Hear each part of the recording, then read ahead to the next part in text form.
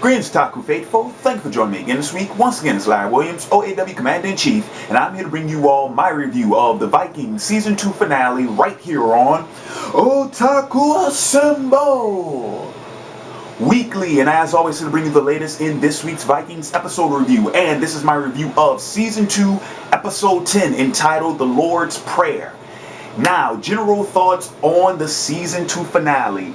This episode was everything I wanted it to be, everything I expected, for better or for worse, because everything that they had been setting up, everything that they have been building up to, foreshadowing the major confrontation we've been anticipating all season long, finally came to pass. And I was so happy to see that resolved. That was for the best. Now for the worst, halfway through the episode, I was able to figure out how the whole thing was going to end. And I think that was because I don't think the suspense really worked out as well as it could have, due to a couple of scenes that we got that I feel may have worked better if they were omitted. But then again, in hindsight, you have to consider this. I could go ahead and argue that the episode wasn't as suspenseful as it could have been, but on the other hand, the more I think about it, the more I think that it wasn't so much a matter of making it suspenseful as it was just a matter of seeing it through. You know, at this point in time in the season and at the start of this episode, the stage was set and we knew all the players. Now it was just time to watch the game, watch it play out, see the events happen. So I think they were leaning more towards the latter than the former, which is why I can sort of give it a pass. But all in all, like I said, phenomenal work. And for the record, I don't even think the suspense thing was done poorly. I don't. I think there were multiple times throughout the episode I'm like, what is Floki doing? Or what is he thinking? So that much they did, they did right. But there was one scene in particular, which I'll get into more detail about later in this review, that gave it away, where I was like, okay, no, I know what's going on now. So anyway, that concludes my general thoughts on the finale, and let's go ahead and let's jump into the episode. Now, given that the majority of the episode was all leading up to the climax, I'm just going to start this review off with my brief thoughts on some of the other scenes that did not necessarily correlate with the main event. So, first scene I want to talk about is, let me see. Well, no, because the Floki thing ties into the climax.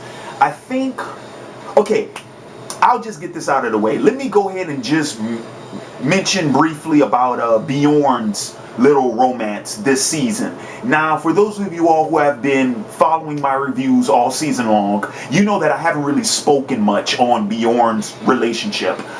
That's mainly because, to me, it feels like, just a little side story. Doesn't really carry much weight when you take into consideration its place within the season main plot as a whole. It has a very small role in the overarching plot. So and also the way it's written, the way it's acted, it never held my interest. You know what I mean? It just seemed like it just seemed like, something to bide the time until we get to the next important scene, sort of thing.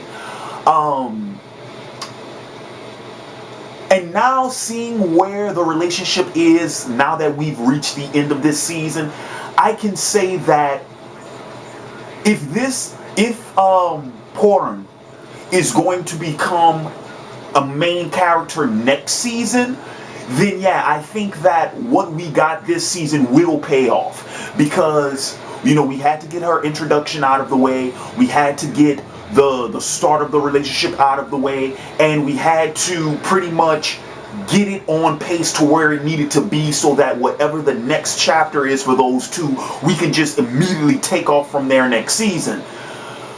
So I guess as far as, how significant it can be, we'll just have to wait until next season to find out. Do I think there's a lot of potential for her character?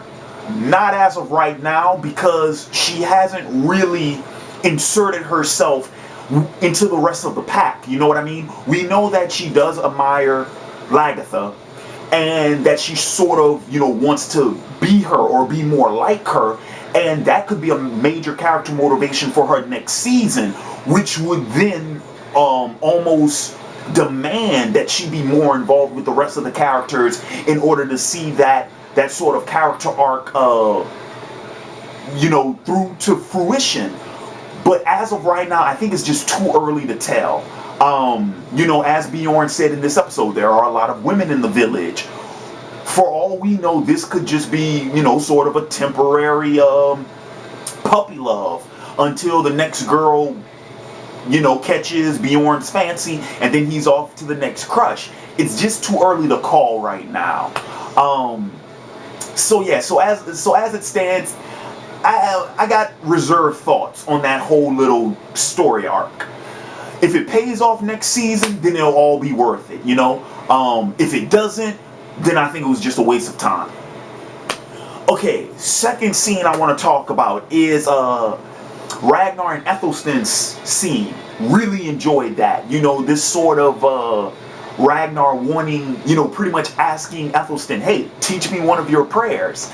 And one of the main reasons why I liked it, as I mentioned in last week's review, it seemed like as soon as Ragnar and Athelstan reunited, it was right back on track to where their friendship was when they parted. Actually, I would probably say that, no, I did say this, yeah. Their bond was actually stronger due to the time apart, because it was in that absence of one another that they garnered a genuine longing for each other.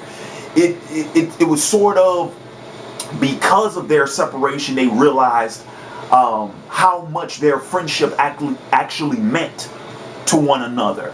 And so, and I like how that was just reinforced in this week's episode. Another thing I really enjoyed is this. Have you guys noticed that Ragnar's level of curiosity has greatly diminished in this season? Think about this. Go back to season 1 and remember how intrigued Ragnar was with everything that had to do with Athelstan's culture in season 1. He wanted to know every little thing to the most minute detail. He was like, well, what do you do when this happened? Oh, really? Well, why do you do that? And what significance does that have?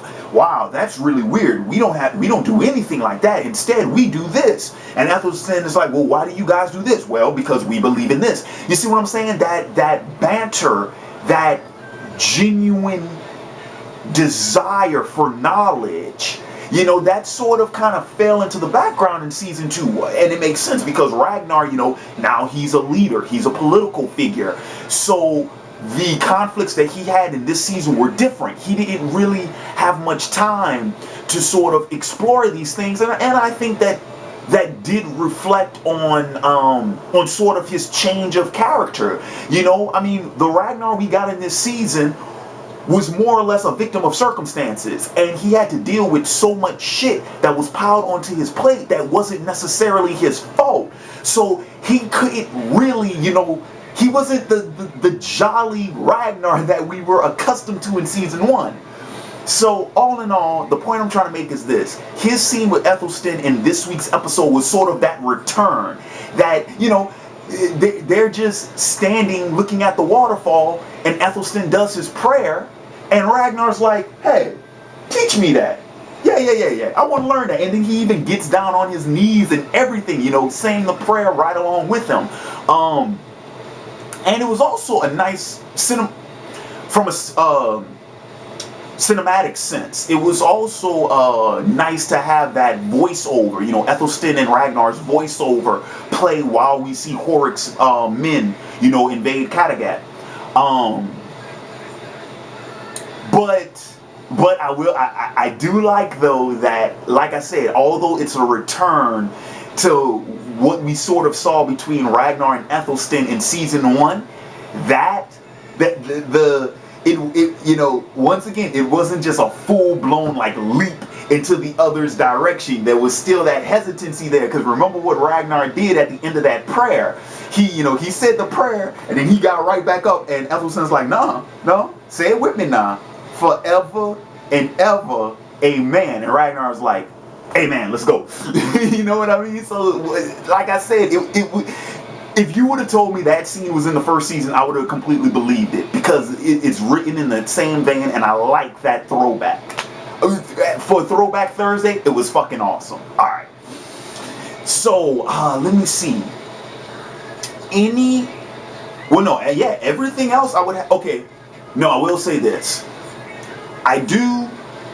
Final scene I want to comment on is Rollo's scene in this week's episode. Glad to see him trying to get back on his feet, literally. And I will say that was probably the only thing that I was a tad bit disappointed with this episode, is the fact that because Rollo's still recovering, he couldn't play a bigger role in the main event of the episode. That was the only that's the only complaint I really have about the episode. The only legitimate complaint. But like I said, once again, it's like, it's the give and take. It's the weighing of options. It's like, yeah, it would have been awesome to have Rollo, be involved with what happened, but at the same time, take in consideration what happened to him last week, the time span between last week's episode and this week's episode. It's like, yeah, Rollo wouldn't be back on his feet, back to normal, not yet. I think that Rollo's whole recovery period, I think that has a larger role to play.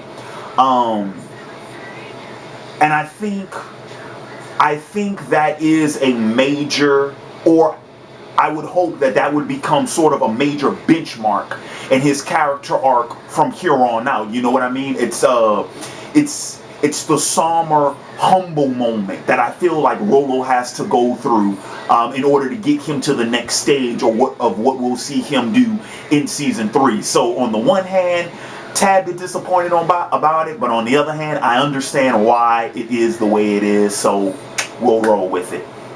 So now let's go ahead and let's jump into my thoughts about pretty much the main conflict of the episode, which was Horik's plan to assassinate Ragnar and the rest of his family. And then, of course, how he tried to get Floki involved in it, how he tried to get Siggy involved in it, and all the things that correspond with that. First off, I want to talk about Floki. Now, like I said, for the most, it's Floki's scenes that sort of try to create that cloud of suspense that we get in the episode. And like I said, on the one hand, it works. On the other hand, it doesn't. Because, okay, first thing I want to mention is this. I was surprised that both the reveal of Ragnar's weakness to King Horik from Siggy had not occurred before this episode. And in that same vein, the proposition from King Horik to Floki had not occurred until this episode. Remember, because both those scenes were foreshadowed much early. Well, the proposition was foreshadowed at the end of last week's episode, and Siggy's, inside information about Ragnar, we got that all the way back, I think, in like episode 2 or 3. No, correction, I think it was like episode 3. Episode 3 was when it was. So the fact that those conversations had not taken place yet, I was surprised by. But then again, in hindsight, we needed that information to be delivered in this episode so that it could probably build up to the climax. You know what I mean? Because it wasn't until we got that information that we could sort of now start tracking the actions of both Siggy and Floki. You know what I mean? It wasn't until Horik outright said, okay, I don't know if I can trust you, so you must prove it to me by killing one of Ragnar's allies, that we could start following Floki and start getting suspicious about what he's going to do. And it wasn't until Horik told Siggy, okay, I want you to take out Ragnar's son, and here, take this knife to do it, that we started keeping an eye on her more carefully. Because before both conversations took place, we had yet to know what role Siggy and Floki were supposed to be playing in this, in the assassination attempt. So we needed it. But at the very same time that we needed it, I felt like some of Floki's scenes showed his colors a bit too much. Because remember, Floki never outright agreed to help Horik. He just said, tell me what I have to do to prove my trustworthiness. And, Horik told him. And so, yeah, we start keeping an eye on Floki, but there were so many scenes that I was like, I'm not sold that he's working with Horik yet. You know what I mean? And then Siggy, hers was the complete opposite. Siggy almost vanishes completely after her scene with Horik. I think she only has like one scene in between her conversation with Horik and the climax where we see her. And that was when she left the axe for Rollo. But since I brought up Rollo, though that was the mofo that gave away the ending for me, was Rollo. Floki's scene with Rollo? No. Correction, it wasn't Floki's scene with Rollo. It was Siggy's scene with Rollo.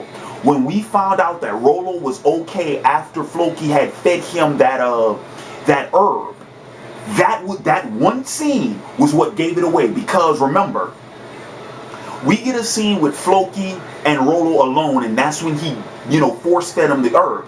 And then right after that is when Floki sends the same herb over to Thorstein, right? And then the very next scene, Thorstein is dead.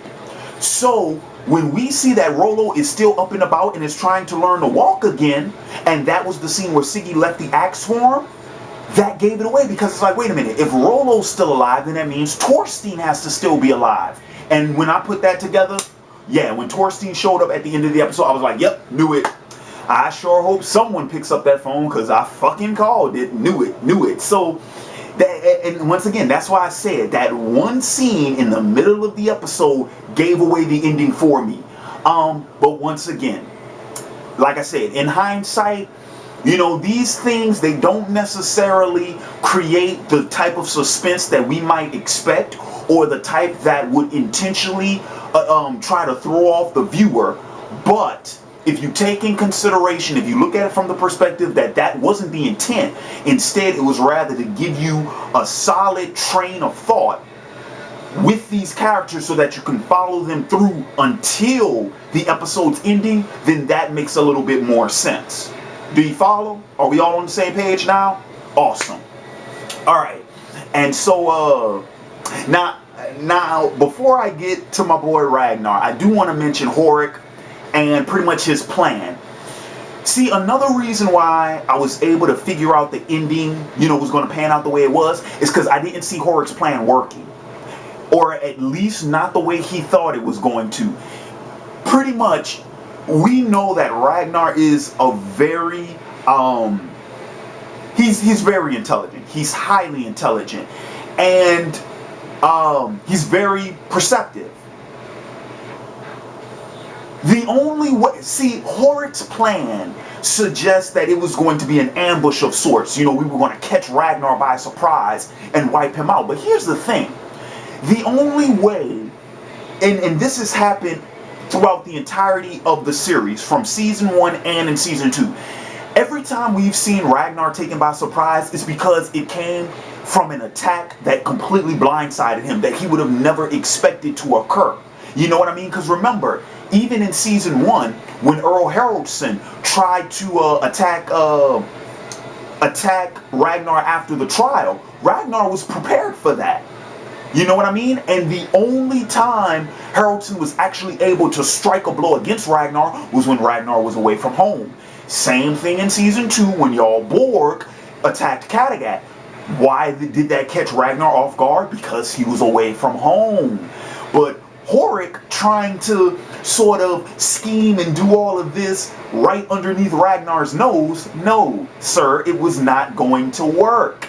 Hell, I think that Ragnar was suspecting that shit since last week's episode. He knew something was going to go down. And so that's why I was like, dude, even if Horik gets lucky and he manages to take out a few of the targets he was talking about, there's no way that this whole plan is going to play out the way he intended. No way. Ragnar's too smart for that.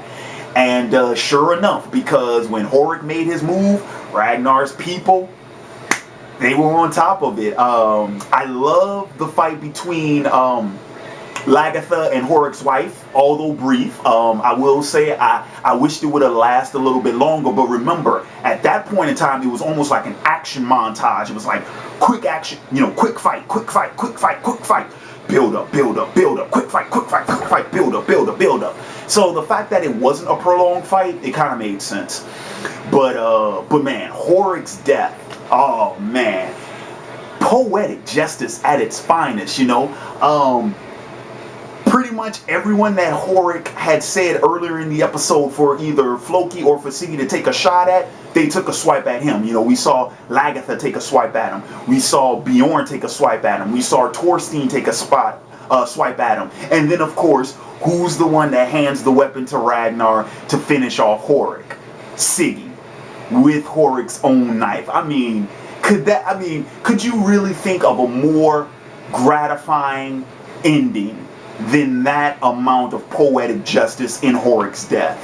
And Ragnar, dude, I could tell from that scene that pretty much what we saw when Ragnar killed Horik was all of the frustration and anger and having to put up with the bullshit that slowly built up all season long came out, because not only did he stab him, not only did he headbutt him to death, but then we get a cutaway scene with Horik's family, and then next time we return to Ragnar, some way, somehow, he managed to get his hands on a club and literally went to wailing on that nigga's head.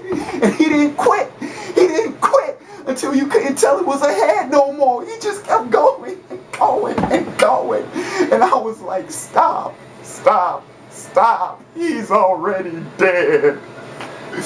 And then, of course, as symbolic as a scene as you could ever imagine, here we have Ragnar just completely decimate, the Viking monarch, go right back up on his chair, if you will, his throne, if you will, and then we get a nice little scene of pretty much Ragnar. I believe Ragnar has now taken King Horik's position and is now, the king. So yeah. So all in all, that pretty much wraps up my thoughts on the finale. Final thoughts, like I said, fantastic finale, highly satisfying, highly gratifying. As I mentioned before, all the poetic justice that happened in the final confrontation and with the resolution and whatnot. And yeah, I'm really excited to see season 3. I do want to mention this one final note before I hop off with this review, and that was pretty much the setup for next season that I had not realized had already taken place. You guys will remember from my season 1 reviews that I mentioned one of the unexpected things I had about this, how season 1 ended, was that it all ended in setup. You know what I mean? The resolution to the major conflict in season 1 had been resolved so early that those last few episodes in the first season were all set up for season 2. And what a setup it was, because, I remember, I think I mentioned it in my season 1 reviews, how I was talking about, what role would Horik and Jarl Borg play in season 2. And remember, they were 2 of the major figures in this season. They were very important characters. So pretty much, it wasn't until this morning, funny enough, where I was like, oh yeah, Vikings finale's tonight, that I realized that I think the main reason why we sort of got, sort of a, I don't want to call it a quiet resolution, but pretty much like a calm before the storm sort of feel with what happened in Wessex last episode, is because I think that's going to be our main focus for next season. I think that's where all the setup for season 3 lies, in all of the stuff with Wessex, with King Ekberg, with King Elia, with Princess Gwynthryth. I think that is going to be our main thing for next season. But yeah, like I said, once again, see now the